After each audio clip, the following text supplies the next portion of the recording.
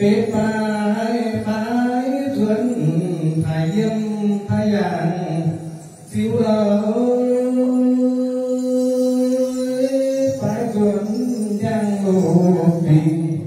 phú sống phiêu thiệt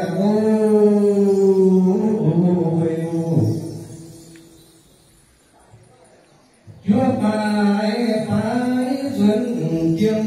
nhàn giỏi nhân nhẹ thâu phải thuần cha cha hâu diệu hại ô cầu diệm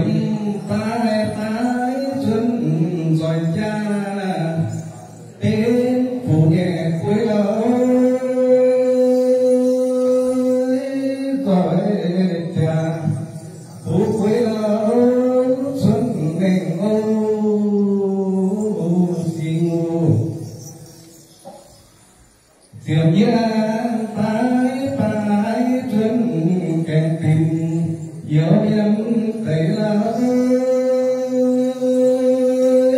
phái thuần nhân siêu cứ diệp lâu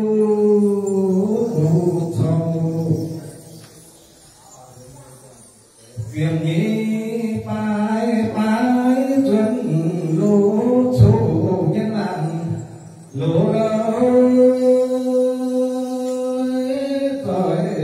cha lô số nhân làng ô cha ô diệm phái